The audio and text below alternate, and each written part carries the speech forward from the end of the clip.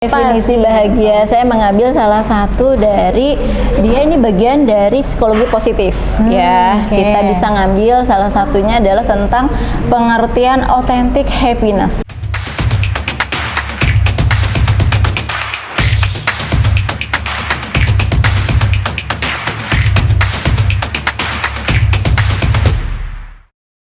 Hanya tadi dengan memperhatikan karakteristik anak, kita memperhatikan hak-hak psikologis anak. Jadi akhirnya metode-metodenya menyesuaikan dengan dunia anak gitu. Jadi tadi kalau dikatakan bahwa ternyata penting sekali tuh yang namanya menjaga anak itu bahagia di masa kecilnya. Kalau enggak nanti di masa dewasa dia jadi kamu kok childish banget, masa kecilmu kurang bahagia ya. Nah itu ya kurang lebih ya. Ada ya. Ternyata beranjaknya dari tadi di masa kecil gitu ya. Mengelola emosi itu ketika memang dia siap untuk meregulasi mungkin di atas 5 tahun. Tapi tekniknya bertahap tentu saja gitu ya. Teknik dan metodenya bertahap. Tetapi itu disiapkan. Sebelum mengelola emosi, siapkan dulu juga bagaimana literasi emosinya. Benar banget. Iya kan? Apa yang kita kelola, sedihkah, takutkah, marahkah, itu tekniknya berbeda gitu. Jadi dimulai untuk cerdas emosi itu atau literasi emosi anak baik, kita kenalkan nama-nama emosi. Oh, makanya pentingnya validasi emosi ya ketika dia lagi tantrum. Salah satunya ya itu bukan hanya lagi tantrum, tapi ketika sedang misalnya salah satunya mengembangkan imajinasi tuh. Kan tadi ya, kalau dia imajinasinya adalah bagian dari perkembangan yang sehat dari anak, kan diikuti dengan muatan emosi yang positif kan. Bener-bener. Tertawanya ya tertawa yang happy, lalu dia juga berkomunikasi happy, riang ya. Lalu juga anak itu kan karakteristiknya juga energinya berlimpah kan. Gak mau diem tuh ya. Anak yang sehat tuh bukan yang diem, aktif. Nah, ciri anak itu dia aktif, itu tandanya energinya positif gitu di situ. Dan akhirnya itu penting banget kita untuk mengenalkan baik di masa ketika anak melakukan perilaku sulit ataupun ketika anak melakukan perilaku-perilaku yang tadi yang bahagia dia. Nah, itu kenalkan. Kamu seneng ya, ini bonekanya namanya siapa? Nah, bonekanya kita bawa ya karena Ade seneng ya, Ade seneng, Ade happy gitu. Atau enggak, ya adanya nggak bisa dibawa ya ke rumah nenek karena tasnya ya sedih deh misalnya gitu kan. Dan hal-hal yang lain itu kenalkan dulu sebelum nanti dia bisa mengelola. Jadi dari umur 1 sampai 5 atau maksimal 1 sampai 6, kenalkan dulu emosinya seperti kita mengenalkan ini handphone, ini meja, ini kursi, ini jilbab ya sayang, ini warnanya biru bla bla bla ya. Nah, kosakata itu juga kayakan anak di usia 1 sampai 5. Lalu teruskan berikutnya baru dia bisa meregulasi tuh usia 5 sampai, karena otak nalarnya udah aktif, udah berkembang. Otak kiri itu kan ngerem, tugasnya dia ngerem, ngendaliin. Nah, kalau saya bayangkan tadi salah satu fungsi dari otak kanan di situ ada bagian di otak emosi itu atau otak limbik itu adalah amigdala. Di situ menyimpan semua dia emosi yang positif maupun yang negatif gitu ya. Termasuk di dalamnya juga ada yang namanya dia hipokampus yang dia menyimpan memori-memori gitu, terutama memori yang memang dia jangka panjang, dia simpen tuh Mbak. Dan akhirnya tadi kalau kita kaitkan dengan imajinasi, anak yang memang distimulasi salah satunya misalnya dengan bermain, dengan berkisah, dengan membiarkan dia role play tadi ya, nggak diketawain gitu, aneh kamu gitu, dikritik, tapi kita fasilitasi, kita bahkan lebur larut di dalam permainan anak, di dunia anak, akhirnya hipokampus anak itu jauh lebih besar.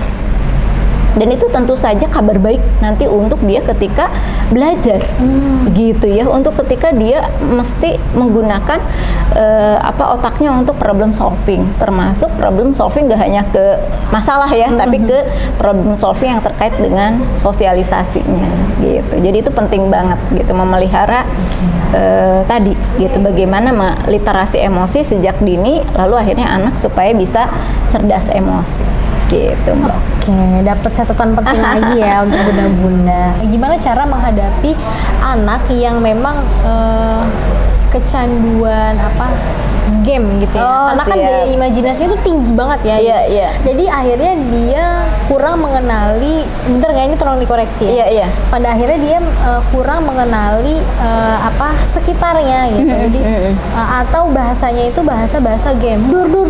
Iya, Bahasa iya, kan iya. ketika ketemu orang, halo namanya siapa, kamu siapa, dari mana dan lain-lain gitu kan. Tapi dia menggunakan bahasa game gitu ya. Nah itu menghadapinya gimana sih Bu? Siap. Kita lihat dulu bagaimana anak itu berinteraksi dengan dunia mayanya, yaitu games tadi. Apakah dia sudah di level adiksi atau belum? Ya, kalau misalnya mudah-mudahan sih belum ya, anak masih tadi imitasi. Mungkin umur tadi sampai 3 tahun itu kan dia berimitasi, dia mendengar ya. Masa-masa berikutnya akhirnya dia juga mengembangkan, tapi itu membekas. Tapi yang kita lihat kalau ternyata ada 2 pendekatan. Kalau misalnya anak itu belum adiksi, maka yuk imbangi dengan bermain di dunia nyata. Banyak sekali adiksi itu karena bukan gadget nggak boleh ya, tetapi dibatasi. Tapi tentu saja selain dibatasi, perhatikan kalau saya tabu sekali yang namanya memberikan gadget di bawah 5 tahun. Gitu. Mungkin 5-7 tahun silahkan screen time dibatasi 10-15 menit ya. Tapi kalau misalnya kita tahan, berikan gadget itu ketika anak di atas 7 tahun. Itu pun bukan pribadinya gitu. Tapi misalnya karena udah mulai belajar ya, usia sekolah kan, di atas 7 tahun, banyak sekali proyek-proyek tugas yang itu membutuhkan digital media ya. gadget, betul. Tapi tetap didampingi. Tapi balik lagi, kalau ternyata sudah di level adiksi, tentu saja ini membutuhkan bantuan dari profesional. Misalnya banyak ya kabar, terutama di pandemi ini kan melonjak kurang lebih 20% yang adiksi gadget itu. Kebayangkan selama pandemi 1 tahun atau apa risetnya itu 21% itu anak-anak mengalami adiksi. Sehingga kita berhati-hati. Kalau misalnya apa sih ciri adiksi? Kalau misalnya nggak ada wifi, lalu gadgetnya lowbat atau diambil, Marah ya dia. marahnya luar biasa, marahnya destruktif, ngamuk gitu, bahkan mungkin dia sampai menyakiti diri, menyakiti benda-benda properti di lingkungan. Nah itu tuh udah hati-hati gitu. Nah ini dan ciri-ciri yang lain yang sebaiknya jangan ditunda, segera konsultasi dengan profesional gitu. Tapi kalau dia sebatas tadi belum ke level yang tantrum, diambil masih, oh ya udah kita gantikan alternatifnya. Jangan lupa bagian dari gadget manajemen mengatasi anak supaya nggak candu dengan gadget. Pesonakan anak bermain di dunia nyata dengan orang tuanya. Nah sebenarnya gitu mengatasinya. Gimana sih Bu Diah mengatasi? Pesonakan, bermain, beraktivitas, ngobrol, bercerita, dan hal-hal yang terkait dengan dunia nyata, terutama orang tua. Itu tuh udah worth it banget.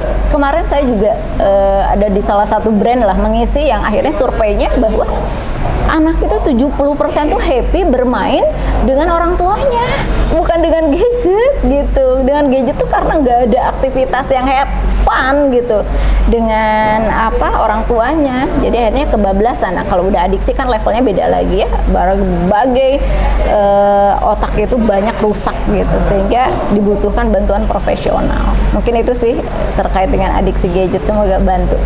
Tapi Bu, aku jadi mau melanjutkan pembahasan dari bahagia. Oh ya, oke. Karena kan kalau apa sih namanya penyintas atau pejuang ini ya mental health gitu, bilang jangan lupa bahagia ya. Gitu.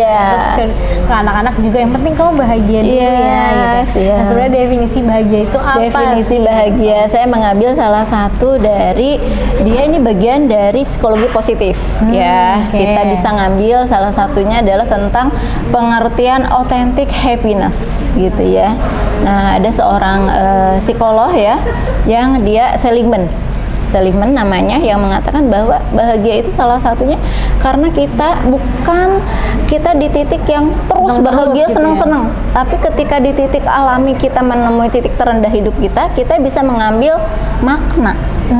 kita bisa mengambil berkah ya dalam sebuah musibah gitulah ya. Kalau dalam bahasa agama kita bisa mengambil makna dari apapun cuaca kehidupan yang kita alami, baik suka dan duka. Nah itu bahagia tuh begitu sebenarnya dari sisi psikologi positif. Bukan berarti harus positif terus padahal lagi mellow ya. Karena misalnya saya lagi gagal skripsi atau enggak saya lagi duka karena anak lagi sakit misalnya, bunda-bunda kan up and down ya, emosi itu sangat natural, itu sangat wajar, sangat manusiawi. Tetapi dalam konteks bahagia adalah kita tetap bisa dalam kondisi yang tetap stabil, tetap waras, tetap produktif apapun cuaca kehidupan yang kita sedang alami, baik suka dan duka. Bisa mengambil sisi positif dari kejadian yang buruk atau tidak diinginkan. Akhirnya happy-nya natural gitu ya, bukan yang fake gitu ya. Nah, tentu saja ini sangat terkait Mbak dengan proses tadi di masa kecil.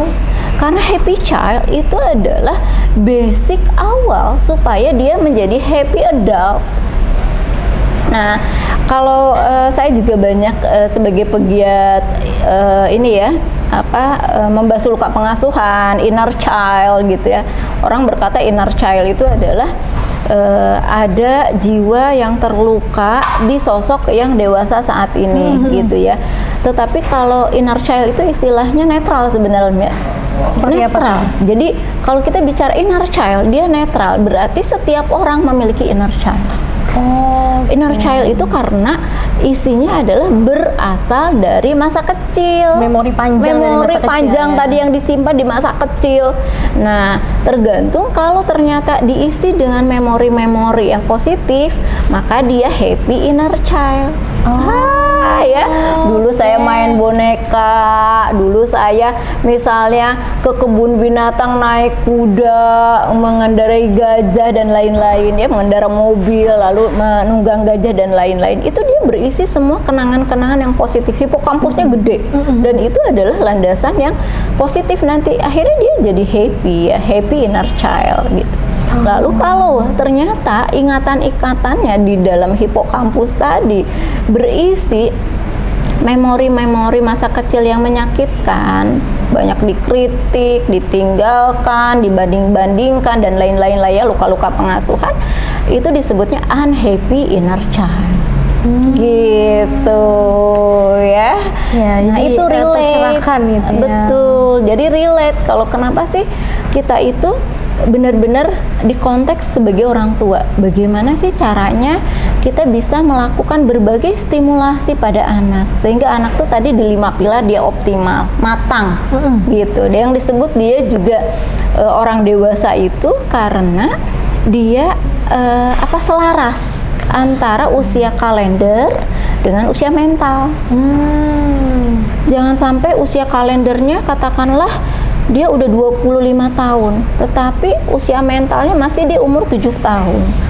Ada keinginan nggak dibeliin kamera, dia mutung. Nah, kayak tantrum yang umur 5-6 tahun ya. Nah, berarti itu ada sesuatu gap. Nah, kita cari, jangan-jangan dia banyak diisi dengan pengalaman-pengalaman buruk di masa kecil, atau saatnya sudah diberikan batasan, dimanja terus, bablas ya sampai dia besar, misalnya begitulah kurang lebih ya relasi bagaimana masa kecil yang bahagia menjadi pondasi awal menjadi dewasa yang bahagia. Tetapi sebaliknya kalau masa kecilnya banyak yang menyakitkan, itu juga menjadi pendorong atau akhirnya mempengaruhi kepribadian dia ketika dewasa. Banyak mellow, banyak ngerasa tadi stuck atau banyak gak matang secara emosi. Begitu Mbak Agni. Nah, ini untuk pemuda-pemuda single yang kebanyakan galau, dan itu bisa di cross check juga ya. Inner child-nya ini apakah unhappy atau happy? Nah, betul. Oke, itu tadi kan tentang pengetahuan bagaimana orang tua ya harus memahami ya, betul, minimal mengenal dan memahami apa sih literasi emosi sehingga bisa sesuai gitu ya, membantu anak untuk mengelola emosinya. Gitu. Betul. Nah, kalau misalnya nih Bu, catatan untuk para orang tua gitu ya dalam meningkatkan balik lagi tadi ke daya imajinasi anak gitu ya, sehingga dia bisa menjadi apa ya, imajinasi yang bermanfaat gitu ya untuk kedepannya dalam hal tadi ya, mulai dari problem solving, kemudian kecerdasan bersosialisasi gitu kan ya. Nah, gimana tipsnya untuk bunda-bunda dalam meningkatkan daya imajinasi anak? Siap. Jadi kita bahas tentang stimulasi ya. Karena tadi kita sudah sepakat bahwa imajinasi anak itu adalah sesuatu hal yang sangat penting, krusial, baik itu di masa kini anak maupun di masa depan anak. Kita sepakat dengan itu. Sehingga bagaimana nih caranya, how to ya, gitu. Mudah-mudahan tadi ketika kita mendengarkan sejumlah manfaat, mudah-mudahan itu menjadi motivasi kuat nih untuk kita memberikan stimulasi yang tepat. Nah, bagaimana menstimulasinya? Sebenarnya kita satu, berempati dengan dunia anak. Merunduk ke dunia anak, jangan anak dibawa ke dunia kita gitu ya, dunia orang dewasa, tapi kita yang merunduk. Kalau anak di tahap pandangan seperti itu, kita yang jongkok ya gitu. Itu pengertian empati yang sangat-sangat konkret. Tetapi empati juga ada ilmunya, kita memahami dunia anak. Oh, anak itu dunianya salah satu kebutuhan psikologis dasar bermain. Nah, manfaatkan bermain itu sebagai media imajinasi. Sesuai tadi role play ya? Ya, salah satunya role play. Kita ini yuk, bunda jadi nenek misalnya ya. Lalu kakak mau jadi apa nih? Aku mau jadi kakek. Ya nggak apa-apa gitu ya. Silahkan, itu namanya unstructured ini play. Jadi boleh anak itu yang nge-lead gitu. Bagaimana sekarang mau, main dokter-dokteran, main polisi-polisian, main pemadam kebakaran gitu ya, dan lain-lain lah ya. Yang akhirnya bermain dan kita berikan kesempatan anak menjadi bintang. Dia menguasai panggungnya supaya tadi karakter spontannya, karakter dia berimajinasinya berkembang. Justru kita stimulasi itu, berikan anak kesempatan untuk dia nge-lead permainannya. Dek, hari ini mau apa? Misalnya gitu, lewat tadi bermainnya sepakat. Aku mau jadi kayak kemarin, pernah kan kita liburan ke pantai, bunda gitu ya. Boleh nggak? Aku pengen liburan ke pantai. Nah, boleh banget. Yuk kita siapin apa? Pasirnya dari mana nih? Wah, ngelukis dulu. Nah kan, ngelukis gitu ya. Itu juga media untuk merangsang. Yang ada inget kayak gimana sih? Laut itu warna apa? Lukis, bla bla bla, sampai siapin, sampai akhirnya anak itu diwujudkan imajinasinya dalam bentuk bermain di pantai. Iya. Nah, berarti kan banyak aktivitas tuh yang disiapkan untuk menyiapkan bagaimana bermain di pantai tadi, menggambarnya sambil dia ceritanya, sambil kita juga merangsang. Apalagi nak, udah pantainya ada, batunya ada, ikannya ada, tenda perlu nggak? Wah, perlu mah. Wah, misalnya gitu, perlu bunda. Nah, silakan, lalu bermainlah. Saya sangat menyarankan gitu ya, bermain itu minimal banget adalah 1 jam sehari. Tapi itu minimal banget. Tapi kalau misalnya lebih sering, frekuensinya tentu saja jauh lebih bagus. Nanti akhirnya imajinasinya, nanti dia juga sambil kita bicara kan, melatih bicara juga dia gitu, dan hal-hal yang lainnya. Jadi makin sering, waktu, frekuensi secara kuantitas, secara kualitas juga tentu saja dan itu akhirnya anak tadi imajinasinya berkembang, empatinya berkembang, lalu juga bersosialisasi karena terus berkomunikasi. Kan keren banget, lewat bermain aja lengkap ya semua gitu ya. Itu kita agak sedikit melipir ke pembahasan edukasi seks nih. Bu. Apakah memang daya imajinasi itu berhubungan dengan edukasi seks pada anak? Sebenarnya gimana sih penjelasan yang tepatnya gitu? Siap. Nah, tentu saja kita juga sepakat bahwa itu adalah kebutuhan biologis dari anak, satu. Kedua adalah secara psikologis juga itu adalah fitrah ya, bahwa setiap kita memiliki namanya dorongan, hasrat ya, seksual, karena nanti itu ada manfaatnya ya. Kita sepakat bahwa apa-apa yang Allah ciptakan di tubuh kita, yaitu termasuk adalah di dalamnya edukasi kan mulai mengenalkan, nanti bertahap ya, mulai bagaimana dia mengenalkan genitalnya ya, kelaminnya, lalu apa manfaatnya, lalu apa yang do and don'ts-nya dan lain-lain, itu tentu saja bisa kita pakai untuk mengedukasi dengan imajinasi itu. Jadi misalnya kita ingin mengenalkan bahwa sampai umur 2-3 tahun itu anak kan harus udah di titik dia mengidentifikasi laki-laki atau perempuan. Oke. Nah, ini bisa kita diimajinasikan. Nah, kalau misalnya kita masuk ke sebuah pesantren, masuk ke sebuah sekolah, itu perempuan semua, saya perempuan nih semua. Oke, boleh kita pakai namanya gaun, boleh kalau kita muslim ya, misalnya jilbab dan lain itu boleh. Jadi sangat balik lagi medianya adalah salah satu yang sangat efektif dengan bermain. Dan kita mengenalkan edukasi seksual itu adalah dengan bermain salah satunya. Jadi akhirnya ini tuh ciri-ciri yang memang atribut-atribut pada perempuan, ini atribut-atribut pada laki-laki, kan medianya sambil dia. Sampai nanti misalnya termasuk do and don'ts, mana yang boleh disentuh ya, mana yang enggak. Nah, itu juga silahkan. Termasuk akhirnya boleh kita pakai boneka. Ini bonekanya laki-laki, berarti kita yang hanya boleh menyentuh yang mananya aja, misalnya gitu kan bisa banget ya. Akhirnya imajinasi anak digunakan sebagai media belajar untuk ya. Belajar. Dunia imajinasi anak digunakan untuk media edukasi, salah satunya edukasi tentang seksual itu. Jadi sangat-sangat bisa. Wah, banyak banget penjelasan yang sangat mencerahkan ya, khusus untuk saya pribadi gitu ya. Terkait itu tadi ya, pemahaman inner child tadi. Kita tahu ya inner child itu sesuatu hal yang menyakitkan, penuh luka, tapi dia netral ya Bu ya. Netral, betul. Setiap kita punya, saya punya, Mbak Agni punya, kan mungkin Bunda juga, ayah, selama dia pernah mengalami masa kecil, maka dia punya inner child. Gitu. Ya, karena kita kan nggak langsung gede ya. Iya, nggak langsung gede, nggak otot dewasa ya. Iya. Oke, kita mau dengar nih closing statement dari Bu Diah terkait daya imajinasi yang memang penting untuk tumbuh kembang anak. Silakan Bu Diah. Baik Mbak Agni, seru banget ya untuk kita membahas bagaimana imajinasi anak itu, yaitu kemampuan dia untuk membayangkan sesuatu memang yang di luar realita. Bahkan Albert Einstein mengatakan bahwa kecerdasan sejati seorang manusia itu adalah terletak di imajinasi, bukan di pengetahuan. Kenapa? Karena kalau tadi pengetahuan dia sifatnya fakta yang konkret terlihat, tapi imajinasi itu beyond that. Banyak sekali penemuan-penemuan diawali, salah satunya karya-karya Albert Einstein itu karena diawali imajinasi.